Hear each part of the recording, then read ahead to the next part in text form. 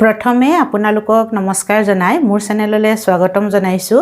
আজি মই আপোনালোকৰ মাজলৈ বহুত ধুনীয়া ৰেচিপি এটা লৈ আহিছোঁ। এয়া হৈছে বৰা চাউলৰ জলপান। বৰা চাউলৰ জলপান মই গুড় দি বনাইছোঁ। অকণমান ড্ৰাই ফ্ৰুট মিলাই দিছোঁ। আপোনালোকে দেখিছে খাবলৈ বহুত সোৱাদ লগা হয় আৰু একেবাৰে কম সময়ত বনাইছোঁ। মাত্ৰ 5 মিনিটতে আমাৰ বৰা চাউলৰ জলপান তৈয়াৰ হৈ গৈছে।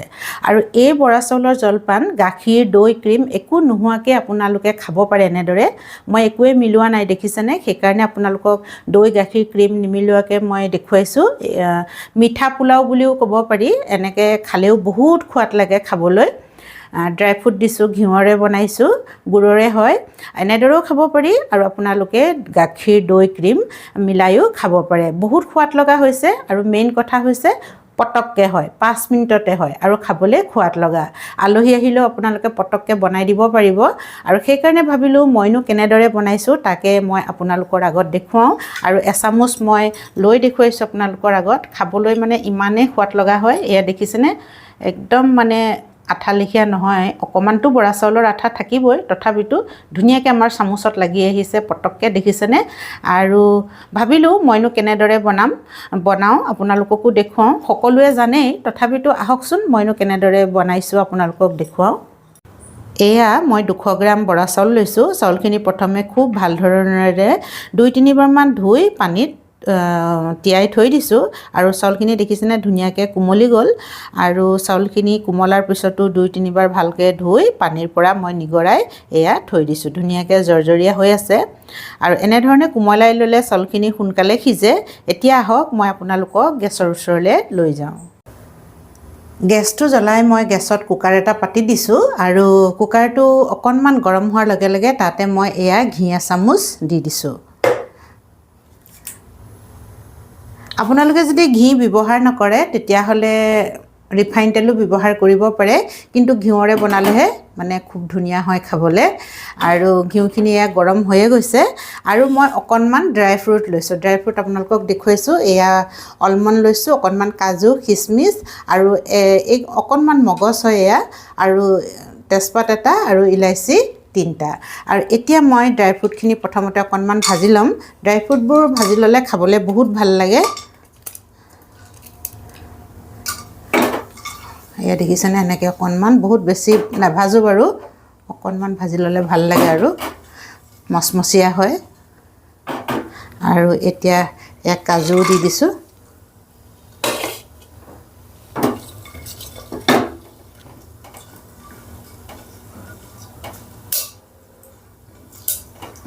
এতিয়া মই একেবাৰে লাষ্টত এয়া খিচমিচ কেইটা দিম আৰু মগজকণ দি দিছোঁ। আৰু এতিয়া অকণমান লৰাই দিম। আৰু এতিয়া এয়া চাউলখিনি মই ইয়াতে দি দিম।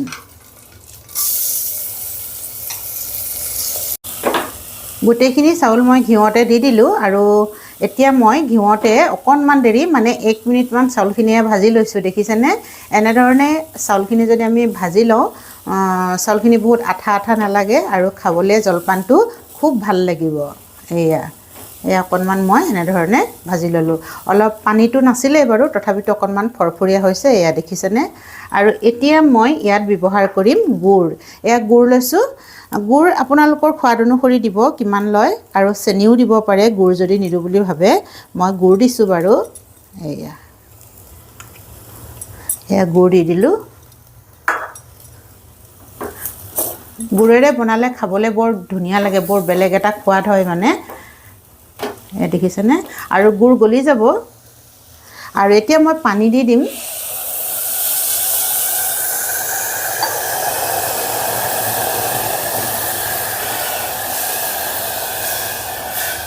পানীটো বহুত সাৱধানতাৰে দিব। ইয়াত পানী একেবাৰে বেছি দিব নালাগে, মাত্ৰ চাউলখিনি ডুব যোৱাকৈহে দিব লাগিব। আৰু এতিয়া মই অকণমান দেৰি লৰাই থাকিম, গুড়খিনি যাতে গলি যায়। এনেদৰে যদি আমি কুকাৰত বনাওঁ বহুত সোনকালে হয়। এয়া দেখিছেনে, মোৰ গুড়খিনি ধুনীয়াকৈ গলি গ'ল।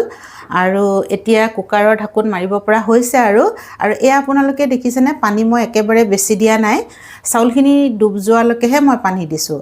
আৰু যিটো বাতিৰে মই চাউল লৈছিলোঁ সেইটো বাতিৰে মই এবাতি পানী দি দিছোঁ আৰু এইটো আপোনালোকে জানিব যিসকলে কুকাৰত বনাই কিমান পানী দিব লাগে ভাত বনাওঁতে সিমানেই পানী দিব কিন্তু তাতকৈ অকণমান কমহে পানী দিব লাগে আৰু এতিয়া আমাৰ ধুনীয়াকৈ এয়া হৈ গৈছে এতিয়া গেছটো অলপ বেছি কৰি দিওঁ গেছটো কমত ৰাখিছিলোঁ মই মিডিয়ামত থৈছোঁ আৰু কুকাৰৰ ঢাকোনখন লগাই দিছোঁ আৰু মই এতিয়া 2টা চিটি দি দিম আৰু এইটো কথা যে আপোনালোকৰ কুকাৰটো কেইটা চিটি মাৰিলে ভাত সিজে তেনেকৈ আপোনালোকে দিব লাগিব মোৰ 2টা চিটিত বহুত ধুনীয়াকৈ একদম ভাল ধৰণেৰে সিজি যাব একদম টাইম নালাগে সৰু কুকাৰ হয় মই এই কুকাৰটোতে বনাওঁ ডাঙৰ কুকাৰ ল'লে অকণমান টাইম লাগে সৰু কুকাৰত বহুত ধুনীয়াকৈ হয় আৰু 2টা চিটিৰ পিছত মই খুলি আপোনালোকক দেখুৱাম ইমান ধুনীয়া জলপান হয় আৰু একেবাৰে কম সময়ত হয় এয়া আমাৰ 3টা চিটিয়ে হ'বলৈ হ'ল আৰু মই এতিয়া গেছটো অফ কৰি দিছোঁ এতিয়া গেছটো অফ কৰি দিয়াৰ পিছত যেতিয়া ঢাকোনখন খুলিব পৰা হ'ব তেতিয়া মই আপোনালোকৰ আগত